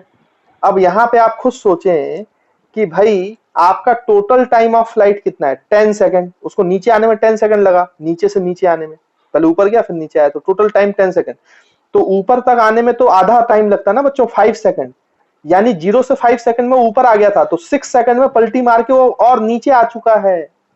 6 सेकंड पे पार्टिकल यहाँ है, मतलब ये ऐसे ऊपर गया और ऐसे नीचे आ चुका। अगर ये आपसे 4 सेकंड में पूछ रहा तो डिस्टेंस और डिस्प्लेसमेंट बराबर होते, तो यही आंसर होता है इस फॉर्मूले से निकालते। बट 5 सेकंड के बाद तो पलटी मार चुका है, तो डिस्टेंस कवर नहीं निकाला है आपने। ये जो आप 120 निकाल रहे हो बच्चों, ये एक्चुअली में 6 सेकंड पे जो हाइट है वो डिस्प्लेसमेंट निकाल रहे हो, 120 मीटर, 120 मीटर। और टोटल टॉप मोस्ट पॉइंट तक की कितनी हाइट है बच्चों, ये है 125 मीटर, ये एच मैक्स आपने निकाला है। तो एक्चुअली में 5 सेकंड पे टॉप पे पहुंच गया था, 5 से 6 सेकंड पे वो नीचे आया है, तो नीचे कितना आया 125 माइनस 120, तो 5 मीटर नीचे आया। तो टोटल डिस्टेंस क्या होगा, पहले ऊपर गया 125 मीटर, फिर 1 सेकंड के लिए वो नीचे आया 5 मीटर, तो टोटल डिस्टेंस 120 मीटर नहीं है। जो टोटल डिस्टेंस कवर्ड है 6 सेकंड में बच्चों वो 125 + 5 है, यानी कि 130 मीटर। तो जिनका 130 मीटर इस क्वेश्चन का क्या है बच्चों आंसर, थर्ड पार्ट का है ना। तो याद रखिएगा 120 बच्चे गलत करके आ जाते हैं, जो कि फिर आंसर गलत होता है, और वो सोचते हैं कि सही है बट ऑप्शन गलत हो जाता है, मार्क्स कट जाते हैं। तो ये सब आपको सोचना पड़ेगा, अगर आप ऐसे छोटे छोटे कंसेप्ट में अटकेंगे तो फिर बड़ी दिक्कत है। तो आई होप आपको क्लियर होगा। तो देखो बच्चों, ये क्वेश्चन पूछा गया, आपसे बोला गया है कि आपने किसी पार्टिकल को v0 रफ्तार से ऊपर की तरफ फेंक दिया, तो आपको पता है कि वो ऊपर जाएगा, ऊपर मैक्सिमम हाइट पर वेलोसिटी 0 हो जाएगी, फिर नीचे आएगा, है ना। और आपसे ये सवाल पूछे जा रहे हैं hmax t और ये डिस्टेंस आफ्टर 3v0/2g टाइम। तो ये जो बच्चों आपसे पूछा गया है बेसिकली यहाँ पे एक्सप्रेशन के फॉर्म में, इसलिए थोड़ा सा ये कैलकुलेशन लेंथी होगा। न्यूमेरिकल के फॉर्म में हमने यही सवाल पहले किया तो बहुत आसान लगा, तो दिक्कत नहीं है कोई, आप तो अगर कॉन्सेप्ट क्लियर है तो आप तो बहुत आसानी से बता सकते हो। तो पहले का आंसर में तो कोई दिक्कत ही नहीं होना चाहिए, ये तो आपसे ओरली बनना चाहिए। इनिशियल वेलोसिटी v0 है तो ये हो जाएगा v0² / 2g। वैसे आप टाइम ऑफ फ्लाइट में भी कोई टेंशन है नहीं, फॉर्मूला लगा लो, 2u था तो u की जगह v0 है, तो 2v0/g, ये आपका टाइम ऑफ फ्लाइट हो गया, है ना बच्चों। अब बात आती है आपका डिस्टेंस निकालने की। अच्छा, पहले डिस्टेंस निकालने से पहले आपको ये तो पता चल गया भाई कि ये जो पार्टिकल है, मतलब इसकी जो मैक्सिमम हाइट है वो v0² / 2g है, इस पार्टिकल की मैक्सिमम हाइट। अब आप क्या करेंगे कि पहले तो बच्चों इतने टाइम में आप डिस्प्लेसमेंट निकालो, फिर हम देखेंगे कि पलटी हुई है कि नहीं। हालांकि आप यहां से चेक कर सकते हो कि पार्टिकल पलटी मारता है कि नहीं। देखो टोटल टाइम जो लगा उसको नीचे आने में, ग्राउंड तक आने में, वो टाइम ऑफ फ्लाइट है, दैट इज 2v0/g। तो टॉप मोस्ट पॉइंट पे वो कितने टाइम पे पहुंचा होगा, टॉप मोस्ट पॉइंट पर इसके हाफ टाइम पर, मतलब वो टाइम होगा v0/g। यानी अगर आपका टाइम जो दिया है, जिस टाइम में आपको डिस्टेंस निकालना है, अगर वो v0/g से कम हुआ तो इसका मतलब वो स्ट्रेट लाइन में चला है विदाउट यू टर्न लिए, तो डिस्टेंस और डिस्प्लेसमेंट सेम होंगे। लेकिन अगर ये वाला जो टाइम है जो आपको गिवन है ये v0/g से ज्यादा हुआ तो इसका मतलब वो पलटी मार चुका है। तो देखो यहाँ पे कितना आपको टाइम दिया है, 3v0/2g, मतलब इसको आप लिख सकते हो 1.5v0/g। तो इससे तो ज्यादा टाइम हुआ भाई टाइम ऑफ एसेंस से, इसका मतलब वो पलटी मार चुका है। तो फिर से वही जैसे हमने पहले न्यूमेरिकल किया था, पहले तो आप डिस्प्लेसमेंट निकालो, फिर जो उसने पलटी मारी है वो देख लेना, तो उससे हमारा डिस्टेंस आ जाएगा बच्चों, है ना। तो यहाँ पे जल्दी से हम निकालते हैं, थर्ड क्वेश्चन के लिए हम सॉल्व कर रहे हैं। तो सबसे पहले आप क्या करो कि वहां से डिस्प्लेसमेंट का formula S equals to ut minus half GT square. तो u की वैल्यू v0 है और t की वैल्यू बच्चों मैं डायरेक्ट पुट कर रहा हूं, तो 3v0/g 2g, 3v0/2g, है ना। और उसके बाद फिर आपका क्या हो जाएगा, minus sign half at square, a की जगह यहाँ पे g होगा तभी तो माइनस आया है, और t स्क्वायर मतलब 3v0/2g का होल स्क्वायर। अब बच्चों इसको अगर आप फर्दर सॉल्व करोगे तो ये हो जाएगा 3v0 स्क्वायर/2g, v0 मल्टीप्लाई हो गया, माइनस यहाँ पे देखो बच्चों ये क्या हो जाएगा, हाफ g, ये 9v0 स्क्वायर/2 का स्क्वायर 4g स्क्वायर, तो यहाँ से g और g कैंसिल, तो ये हो जाएगा 3v0 स्क्वायर/2g माइनस यहाँ से बच्चों आप देखो तो ये 9/8 v0 स्क्वायर/g आ जाएगा। अब इसको आप सॉल्व कर लो एलसीएम लेकर, तो आपका डिस्प्लेसमेंट आएगा कितना बच्चों, ये 8g आएगा, तो ये 4 से मल्टीप्लाई होगा तो ये 12v0 square minus 9v0 square divide by ये हो जाएगा 8g, एलसीएम तो 8g आएगा, है ना। ये 4 से मल्टीप्लाई हुआ है इसलिए ऐसा आ गया, तो ये आ जाएगा बच्चों 5v0 स्क्वायर/12 माइनस 9 होता है 3, तो 3v0 स्क्वायर/8g। तो ये बच्चों आपका डिस्प्लेसमेंट आया, मतलब जो टाइम है, ये टाइम तो बच्चों ज्यादा है ना 3v0/2g, तो ये टाइम तो इससे ज्यादा है, तो यहाँ कहीं टाइम 3v0/2g है। तो इस टाइम पर क्या हुआ, ये पार्टिकल ऐसे ऊपर गया और ऐसे वापस आ गया, बट इसका ये वाला डिस्प्लेसमेंट कितना है बच्चों, तो ये वाला डिस्प्लेसमेंट है आपका 3v0 स्क्वायर/8g। अब आप ध्यान से देखो, तो अगर आप ये वाला निकाल लें, ये डिस्प्लेसमेंट निकालें, तो ये पूरा v0 स्क्वायर/2g अटेन किया है और प्लस इतना ये वापस आया है, नीचे की तरफ आया है, तो ये दूरी कितनी होगी बच्चों, मैक्सिमम हाइट माइनस ये। तो आपका जो डिस्प्लेसमेंट होगा, सॉरी डिस्टेंस होगा जो हमें निकालना है बच्चों, वो डिस्टेंस का क्या फॉर्मूला होगा, तो यहाँ पे हम डिस्टेंस लिख लेते हैं। तो डिस्टेंस होगा, पहले तो ये एच मैक्स पूरा कवर किया है, तो एच मैक्स, फिर इसमें प्लस करो ये वाली लेंथ, तो ये लेंथ है H max minus 3v0 square, तो हम यहाँ प्लस करेंगे एच मैक्स माइनस 3v0 स्क्वायर/8g, ये है। तो आप यहां से देखो एच मैक्स की वैल्यू कितनी है बच्चों, v0 स्क्वायर/2g, ये एच मैक्स की वैल्यू है v0 स्क्वायर/2g। और उसके बाद फिर यहाँ पर प्लस, और यहाँ अंदर देखें तो v0 स्क्वायर/2g माइनस 3v0 स्क्वायर/8g, इसको सॉल्व करना पड़ेगा, तो ये आ जाएगा बच्चों v0 स्क्वायर/2g और ये प्लस, अब देखो इसको आप सॉल्व करोगे तो ये आपका 4, तो 4v0 square minus 3v0 square, तो ये बचेगा v0 स्क्वायर/8g। अब आप इन दोनों को ऐड करो तो डिस्टेंस का फॉर्मूला आ जाएगा आपके पास, डिस्टेंस की वैल्यू आ जाएगी कितना, ये 4 एलसीएम आएगा तो 4v0 प्लस v0, तो ये हो जाएगा बच्चों 5v0 स्क्वायर/, और एलसीएम तो 8g था ही। तो ये आपका थर्ड क्वेश्चन का आंसर है। तो इस तरीके से जब आप वो वेरिएबल के फॉर्म में पूछ लेता है तो थोड़ा सा टफ हो जाता है, बाकी डरने की जरूरत नहीं है, अगर आपको कॉन्सेप्ट आते हैं तो कैलकुलेशन ही टफ कर सकते हैं, वो सवाल टफ नहीं होगा, है ना। तो इस बात का याद रखना। तो देखिए बच्चों ये क्वेश्चन आपसे पूछा गया है, क्या बोला गया है, a particle is thrown with speed v0 metre per second vertically upward. तो v0 मीटर पर सेकंड से वर्टिकली अपवर्ड फेंका गया पार्टिकल, फिर आपसे पूछा गया find the velocity of particle when it is half of the maximum height. तो जब वो मैक्सिमम हाइट के हाफ हाइट पे होगी तो उसकी रफ्तार क्या होगी, है ना। तो यहाँ पे देखो इसको कैसे सॉल्व करेंगे। तो बच्चों ये आपका ग्राउंड है, ग्राउंड से एक पार्टिकल को ऊपर की तरफ v नॉट स्पीड से फेंका गया, तो आपको पता है ये अपने मैक्सिमम हाइट पे जाएगी फिर नीचे आ जाएगी वापस, है ना। तो ये अब आपका हाइट है जो मैक्सिमम हाइट है। अब होगा क्या कि आपको हाफ हाइट पे निकालना है, मतलब अगर आपका ये एच मैक्स है, एच मैक्स, तो आपको जो स्पीड है बच्चों v की वैल्यू फाइंड करनी है वेलोसिटी की, जब आपका ये जो हाइट है ये एच मैक्स बाई 2 हो, एच मैक्स बाई 2। तो अब देखो क्या लिखेंगे हम। तो एच मैक्स क्या होता है बच्चों, we not square by 2g, ये हमें पता है। तो एच मैक्स बाई 2 कितना हो जाएगा, इससे 2 का डिवाइड कर दो, ये मैक्सिमम हाइट है तो इसका 2 क्या हो जाएगा, तो we not square by 4g। अगर डिवाइड बाई 2 करोगे तो ये आ गया ना। तो मान लीजिए आपका पार्टिकल इतना डिस्प्लेसमेंट चलता है, तो यहाँ पे इतना डिस्प्लेसमेंट चलने के बाद इसकी रफ्तार क्या है, यही निकालना ना हमें तो। अच्छा कई बार क्या होता है कि अगर इनिशियल वेलोसिटी आपकी v नॉट है तो कई बार बच्चे ऐसा सोच लेते हैं कि हाफ हाइट पर स्पीड जो है वो हाफ हो जाएगी v नॉट बाई 2, लेकिन ऐसा सोचना गलत है बच्चों, ऐसा नहीं होता है ना। ये ऐसा सोचोगे तो गड़बड़ हो जाएगा। तो फिर हम क्या करेंगे, हमें प्रॉपर निकालना पड़ेगा। तो देखो यहाँ पे जहाँ पे वेलोसिटी v हमें फाइंड करना है, उस समय पर आपका जो डिस्प्लेसमेंट है पार्टिकल वो कितना हो चुका है, एच मैक्स बाई 2, मतलब ये हो जाएगा v not square by 4g।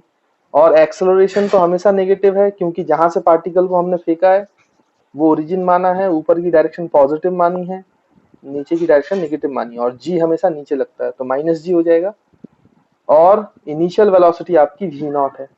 तो ऐसी कौन सी इक्वेशन है जिसमें ये चारों आते हैं बच्चों, थर्ड इक्वेशन ऑफ मोशन। तो हम लगा देंगे v square minus U square is equals to 2as। तो v स्क्वायर है, u v नॉट है, तो minus v not square is equals to 2a, a की वैल्यू बच्चों माइनस जी, और s जो है displacement half height, v not square by 4g। तो यहाँ से g और g कैंसल, 2 और ये 2 कैंसल। तो अगर आप इसको फर्दर यहाँ से देखेंगे तो ये जगह v not minus sorry v square minus v not square is equals to, यहाँ पे कितना बचेगा बच्चों, माइनस बचेगा, और यहाँ पे v नॉट स्क्वायर बाई 2 बचेगा। तो v नॉट स्क्वायर बाई 2, ये v नॉट उधर चला जाएगा, तो v square is equal to v not square minus उधर जाएगा तो प्लस हो जाएगा, v नॉट स्क्वायर बाई 2, तो ये बचेगा v नॉट स्क्वायर बाई 2। तो इसका रूट ले लो, क्योंकि ये v स्क्वायर है, हमें तो v चाहिए, तो रूट लोगे तो v नॉट तो रूट के बाहर आ जाएगा स्क्वायर में, तो ये v नॉट बचेगा और नीचे √2 बचेगा, तो √2। तो this is our answer to this problem. तो इस तरीके से आप निकाल सकते हो, है ना। तो कई बार बच्चे सोच लेते हैं हाफ हाइट में वेलोसिटी हाफ हो जाएगी, तो ऐसा मिसकंसेप्शन नहीं रखना है आपको। कई बार बच्चे ऐसा मिसकंसेप्शन रख लेते हैं ना, तो वैसा मिसकंसेप्शन आपको नहीं आना चाहिए ना। ये एग्जैक्ट तरीका है इसको सॉल्व करने का, तो इस तरीके से आपको सॉल्व करना है। बच्चों ये आपको क्वेश्चन पूछा गया है, बोला गया है particle is thrown with the speed u metre per second. तो इनिशियल स्पीड u से ऊपर फेंका गया वर्टिकली अपवर्ड। तो आपसे ये बोला जा रहा है कि डिस्प्लेसमेंट ऑफ पार्टिकल कितना होगा, find the displacement of particle when its velocity half of its initial velocity, जब उसकी velocity half of its initial velocity हो जाएगी। तो ये वाला कंसेप्ट तो फिर बच्चे लगा लेते हैं कभी कभी और बोलते हैं हाफ वेलोसिटी पे तो हाफ हाइट हो जाएगी, जो कि गलत है बच्चों। देखो यहाँ पर हाफ ऑफ हाइट पर वेलोसिटी हाफ नहीं हुई थी, इसलिए ये कंसेप्ट तो लगेगा नहीं, तो वो मिसकंसेप्शन आपको नहीं याद रखना है। अब देखो क्या होगा कि यहाँ पे पार्टिकल की वेलोसिटी इनिशियल रफ्तार u थी, उसको ऐसा फेंका तो आपको पता है कि ऐसे घूमकर वापस आ जाता है। तो आपको ये बताना है कि जब इसकी रफ्तार जो है ऊपर की तरफ v is equals to u by 2 हो गई हाफ, तो बच्चों ये जो है ये कितने हाइट पे होगी, मतलब h, ये h की वैल्यू आपको निकालना है। तो चलिए हम निकालते हैं, h की वैल्यू निकालते हैं, ठीक है। तो देखिए आपका जो इनिशियल वेलोसिटी है वो u है, फाइनल वेलोसिटी जो है वो u बाई 2 होनी चाहिए, तभी जो डिस्प्लेसमेंट जो है वो h के बराबर है, ये हमें फाइंड करना है। और एक्सेलरेशन तो हमेशा माइनस जी है। अब देखो बच्चों ये चारों वेरिएबल्स किस में आते हैं, थर्ड इक्वेशन ऑफ मोशन में, टाइम गायब है। तो आप लिख सकते हो फाइनल वेलोसिटी का स्क्वायर, तो मैं डायरेक्ट लिख रहा हूँ, तो v स्क्वायर मतलब u square by 4 minus initial velocity का स्क्वायर इक्वल टू ये 2g, तो a की जगह माइनस जी इंटू एस की जगह h, ये हमने लिख दिया। अब इसको आप अगर सॉल्व करेंगे तो ये आ जाएगा 4 कैल्शियम आ जाएगा, तो you square minus 4 you square, तो ये हो जाएगा माइनस 3 यू स्क्वायर, है ना बच्चों, सॉल्व करोगे, और अपॉन 4, और ये आएगा माइनस 2gh, तो माइनस और माइनस कैंसिल हो जाएगा, और यहाँ से जो आपका ये है बच्चों 2, तो ये 2 रहेगा, उसके बाद फिर आपका h हाइट है, तो वो क्या हो जाएगा आपका बच्चों, h हाइट जो है वो नीचे आ जाएगा, तो ये आप लिख सकते हो 3u स्क्वायर बाई 2g, तो यहाँ पे आ जाएगा तो 4 multiplied by 2g, 4 multiplied by 2g। लेकिन हमें जो ऑप्शन दिए हैं वो मैक्सिमम हाइट के फॉर्म में दिए है ना ऑप्शन, तो मैक्सिमम हाइट कितना होता है बच्चों, अगर हमें इनिशियल वेलोसिटी पता है तो u स्क्वायर बाई 2g। अब देखो ये u स्क्वायर बाई 2g ये दिख रहा है आपको, इसकी जगह आप h मैक्स रख दो, तो आपका स्मॉल h आ जाएगा 3 times of h max by 4। तो सभी बच्चों का सही आंसर था, that is B is the correct option. तो देखो बच्चों, एक और क्वेश्चन हम यहाँ पे करते हैं। ये क्वेश्चन क्या है ये थोड़ा सा आपको समझना पड़ेगा, हालांकि जब एग्जाम में आया था ये तो पूरा वर्ड्स में आया था, बट लेकिन मैं आपको समझाते हुए डायग्राम बनाते हुए फिर मैं आपको क्वेश्चन बताऊंगा कि क्या पूछा गया था, है ना। तो देखिए उन्होंने ये कहा था कि एक बिल्डिंग है, एक बहुत बड़ी बिल्डिंग है, इस तरीके से ऐसे, नीचे ये आपका ग्राउंड हो गया बच्चों, है ना, और इस बिल्डिंग में बहुत सारे फ्लोर्स हैं, हमें नहीं पता नंबर ऑफ फ्लोर्स कितने हैं इसके, ऐसे डॉट डॉट डॉट डॉट, यहाँ पे बहुत सारे फ्लोर्स हैं ऐसे, हमें नहीं पता कितने फ्लोर्स हैं इसके, बस डॉट डॉट डॉट, कुछ तो फ्लोर्स हैं, एन नंबर ऑफ फ्लोर्स हैं, हमें नहीं पता कितने फ्लोर्स हैं ना बच्चों। अब इसके टॉप मोस्ट फ्लोर पर एक कपल रहता था, एक कपल रहता था बच्चों, है ना, टॉप मोस्ट फ्लोर पर जो है वो एक कपल रहता है। तो आई होप आपको क्लियर है। तो ये जो टॉप मोस्ट फ्लोर पर है, यहाँ पे एक कपल रहता था, तो यहाँ पे वाइफ है ना, और इसके साथ इसका हस्बैंड रहता था। अब हुआ क्या कि एक दिन वाइफ और हस्बैंड जो है उनकी मैरिज एनिवर्सरी थी, ठीक है। अब मैरिज एनिवर्सरी थी और वो जो हस्बैंड है वो वाइफ को जो है मैरिज एनिवर्सरी विश करना भूल गया। तो आपको अब समझ में आ रहा होगा कि वाइफ कितने गुस्से में होगी, और जो हस्बैंड है वो ऑफिस चला गया। फिर ऑफिस में उसके किसी दोस्त ने उसको मैरिज एनिवर्सरी की बधाई दी, तब उसको याद आया, तो उसने सोचा ये तो बहुत बड़ी गलती हो गई है, मैंने तो विश ही नहीं किया वाइफ को अपनी निकलने से पहले। तो वो क्या हुआ कि वापस आया ऑफिस से दौड़ते दौड़ते, और वाइफ को मनाने के लिए क्या हुआ कि एक गिफ्ट लेके आया, तो वो यहाँ नीचे आ गया। अब इसके साथ प्रॉब्लम ये थी कि इसके बॉस का फोन आ गया, तो ये जो आपका हस्बैंड यहाँ पे आया है, हस्बैंड, इसके पास बॉस का फोन आ गया तो उसको तुरंत जाना है, तो इसके पास समय नहीं है कि ये ऊपर जाए और वाइफ को विश करे और फिर उसको गिफ्ट देके नीचे आए, है ना। तो इसने क्या किया कि वो जो गिफ्ट का पैक था, छोटा सा गिफ्ट पैक था, तो उसने क्या किया कि उस गिफ्ट पैक को ऊपर फेंक दिया। वाइफ को फोन लगा के बोला कि आप खिड़की पे आ जाओ, ये पूरी जो खिड़की है यहाँ पे वॉल नहीं है, यहाँ पे पूरा ये विंडो है ना बच्चों, ये पूरा सेक्शन जो है ये विंडो का है, विंडो का है, ये ऐसा बताया गया था सवाल। और हस्बैंड ने बोला कि विंडो से वाइफ को कि कैच कर लेना गिफ्ट, मैं ऊपर फेंक रहा हूँ। तो इसने हस्बैंड ने ऊपर की ओर फेंका गिफ्ट को, कितनी स्पीड से फेंका कुछ नहीं दिया गया है, ये गिफ्ट फेंका ऊपर से, लेकिन वाइफ कैच नहीं कर पाई। आप समझ पा रहे होंगे, वाइफ जो है ये गिफ्ट को कैच नहीं कर पाई, तो ये गिफ्ट जो है ये ऊपर चला गया, बिल्डिंग से भी कुछ ऊपर चला गया और फिर वापस गिरेगा। ये तो आपको पता ही है, कोई चीज पार्टिकल ऊपर की तरफ आपने फेंकी है तो नीचे भी आएगी, टॉप मोस्ट पॉइंट पे इसकी रफ्तार जो है वो 0 हो जाएगी। तो ये सिचुएशन थी। अब उन्होंने ये बताया हुआ था क्वेश्चन में केवल कि जो वाइफ है वो गिफ्ट को केवल उतने ही समय के लिए देख पाती है जब वो विंडो को क्रॉस करता है गिफ्ट, और ये जब विंडो को क्रॉस करता है गिफ्ट, यहां से लेके इस पॉइंट तक जो विंडो की हाइट है उसने बोला कि वो 1 मीटर की हाइट है, विंडो की हाइट, और उसको विंडो को क्रॉस करने को, गिफ्ट का जो टाइम लगता है गिफ्ट को विंडो को क्रॉस करने में, या लेडी जब तक ये गिफ्ट को देख पाती है, जब तक वो विंडो को क्रॉस करता है 1 मीटर में, तब 1 सेकंड का टाइम लगता है। बस ये आपको डाटा दिया गया था और आपसे ये पूछा गया था कि ये जो आपका टॉप मोस्ट फ्लोर है उसके टेरेस से ये जो ऑब्जेक्ट है ये कितने हाइट ऊपर तक गया है, ये स्मॉल h की वैल्यू आपको निकालनी है। ये आपको क्वेश्चन दिया गया था, है ना। तो मैं यहाँ पे पूरा क्वेश्चन जो यहाँ पे मैंने आपको समझाया, जो पूछा गया है वो मैं लिख देता हूँ यहाँ पर ताकि आपको कंफ्यूजन ना हो। तो इसमें ये बोला गया कि if wife sees the object, sees the gift, object बोल रहा हूँ, gift for 1 second, for 1 second while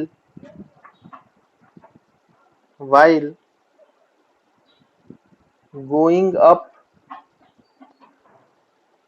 in front of window, while going up in front of window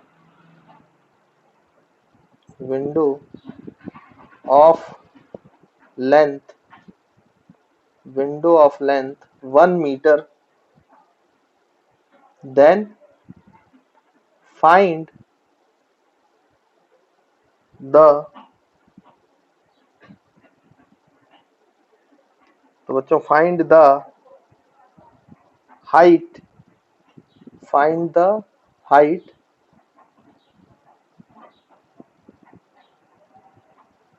height covered by gift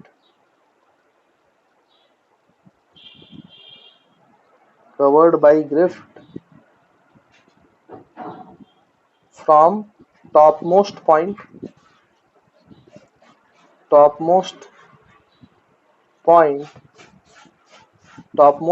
of building,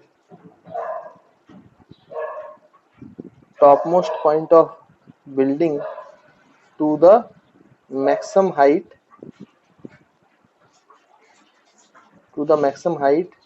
reached by gift। तो आपको बताना है कि top most point से building का जो मैक्सिमम हाइट रीच कर रहा है वहां से ये हाइट कितनी कवर की है, h, स्मॉल h की वैल्यू आपको फाइंड आउट करना है। तो मैंने आपको समझा भी दिया है पूरा क्वेश्चन और यहाँ पर मैंने लिख भी दिया है, तो जल्दी से निकालो। देखिए बच्चों, अब इस सवाल को हम सॉल्व करेंगे, तो यहाँ पे सॉल्यूशन लिख लेते हैं। अब क्या होता है ना, कई बार इन सवालों में दिक्कत ये होती है कि आपको दिया कुछ जाता है और पूछा कुछ जाता है, तो बच्चे अननेसेसरी कंफ्यूज होते हैं क्योंकि पूछा कुछ गया है दिया कुछ गया है, तो आप कैसे निकालें। तो आपको जो पूछा गया ना उसके बारे में मत सोचा करो। कभी भी अगर ऐसा फंसने वाला सवाल आए तो आपको जो हाइट पूछा गया उसके बारे में सोचना छोड़ दो, आप तो इसके बारे में सोचो कि आपको दिया क्या गया है। आप इसके बारे में सोचेंगे तो अपने आप कोई रास्ता निकलेगा जब आप सॉल्व करने के लिए बैठेंगे। तो हमें तो ये पता है कि ये विंडो के सामने वाली चीज का डाटा हमें दिया हुआ है। क्या डाटा दिया गया है बच्चों कि यहाँ पर मान लो ये वाला पॉइंट ए है और विंडो की ये हाइट वाला दूसरा पॉइंट बी है, तो ए से बी तक का मुझे डिस्प्लेसमेंट पता है। एक चीज, ए से बी तक का जो टाइम लग रहा है वो भी मुझे पता है, गिवन है। अभी उसको स्मॉल एच को भूल जाओ जो पूछा गया है। और आपको एक चीज इसमें गिवन नहीं है बट वो आपको पता होती है, acceleration due to gravity minus g है ना, तो एक्सेलरेशन भी पता है आपको। तो आप सोचो तो ए पॉइंट पे आप इनिशियल वेलोसिटी निकाल सकते हैं चाहे तो। अगर ए पॉइंट पे इनिशियल वेलोसिटी यू है, यू ए है, तो यू ए की वैल्यू आप निकाल सकते हो। ये टॉप मोस्ट पॉइंट को आप सी मान लो। तो पहले आप ए और बी तक के मोशन को सॉल्व करो जरा, जो गिवन डाटा है उसको आप सॉल्व करो तो आपको कुछ ना कुछ मिलेगा। जैसे यहाँ पे ए पर वेलोसिटी मिल जाएगी अब, क्योंकि आपको यू पता है, यू ए तो निकालना है आपको, और आपको यहाँ पर डिस्प्लेसमेंट पता है 1 मीटर का हुआ है, और आपको ये पता है कि टाइम जो है वो 1 सेकंड का लगा हुआ है, और एक्सेलरेशन जो है वो माइनस जी है, मतलब जी को 10 ले लिया तो -10 मीटर पर सेकंड स्क्वायर। अब ये आप इक्वेशन लगाओ, ऐसी इक्वेशन जिसमें फाइनल वेलोसिटी नहीं है, तो second equation of motion apply करेंगे तो s is equal to U T plus half A T square. तो s is equal to U T plus half A T square आप यहाँ पे अप्लाई करो। तो यहाँ पे s की वैल्यू 1 हो जाएगी, u जो है वो एट पॉइंट ए है, multiplied by time 1 second, plus half g, A की वैल्यू -10 बच्चों, और ये 1 का स्क्वायर टाइम की वैल्यू। तो यहाँ से आप ये 2 और 10 काटोगे तो ये 5 बचेगा, 5 इंटू 1 1 बचेगा, सॉरी 5 इंटू -5 इंटू 1 तो -5 बचेगा। तो 1 इज इक्वल टू यूए और ये -5, 5 को उधर लाओ तो आपको यूए मिल गया बच्चों, प्लस हो जाएगा तो ये 6 मीटर पर सेकेंड। यानी एक तो आपको डाटा मिल गया ना यूए। अब आपको ये एच निकालना है। तो देखो ए से सी के बारे में सोचो, तो डिस्प्लेसमेंट आपको पता है 1 प्लस एच, ये 1 मीटर की हाइट की विंडो है ना, तो ए से सी तक की जो डिस्प्लेसमेंट है वो 1 प्लस एच है। और सी पर final velocity top most point पे 0 है, तो फाइनल वेलोसिटी पता है और इनिशियल वेलोसिटी हमें पता चल गया है। तो आप बहुत आसानी से अब एच की वैल्यू निकाल सकते हो आप थर्ड इक्वेशन ऑफ मोशन निकाल के। इसलिए कभी भी जो दिया गया है उसके बारे में ना सोच के, जो आपसे पूछा गया उसके बारे में ना सोच के, जो दिया गया है उसको सॉल्व किया करो। तो आपको कोई ना कोई रास्ता आता हुआ दिखाई देगा जब आप निकाल लोगे, है ना। इन सवालों को करने का यही तरीका है, नहीं तो ये सवाल फिर सॉल्व ही नहीं होते हैं। तो ये आप यहाँ से ए से सी के मोशन के लिए अप्लाई करें। तो हमने देखो इनिशियल वेलोसिटी जो है यू ए से सी तक का वो 6 मीटर पर सेकंड है, ये हमें पता चल गया। फाइनल वेलोसिटी जो है वो 0 है, डिस्प्लेसमेंट जो है वो 1 प्लस एच है, यही एच की वैल्यू तो हमें निकालनी है। और आप अगर देखें तो एक चीज तो आपको वैसे ही पता होती है, उसको देने की जरूरत नहीं पड़ती है, that is -g which is equal to -10 metre per second square. अब हम यहाँ पे अप्लाई करेंगे थर्ड इक्वेशन ऑफ मोशन, तो v स्क्वायर मतलब 0 का स्क्वायर माइनस यू स्क्वायर, तो ये हो जाएगा बच्चों 6 square is equals to 2as, तो 2a की वैल्यू -10 इंटू एस जो है वो h प्लस 1 है। तो आप देखो ये हो जाएगा -36 और ये हो जाएगा -20 h प्लस 1। तो यहाँ से आपका माइनस माइनस कैंसल, तो यहाँ से h प्लस 1 जो है बच्चों उसको लिख सकते हैं 36/20 विच विल बिकम 1.8। तो 1 को उधर ले जाओगे तो 1.8 माइनस 1 तो ये आ जाएगा 0.8। तो आपका आंसर आ गया। जो टॉप मोस्ट पॉइंट से मैक्सिमम हाइट तक की दूरी है, हाइट है जो गिफ्ट ने कवर की है, उसकी वैल्यू है 0.8 मीटर। तो 0.8 metre is the correct answer.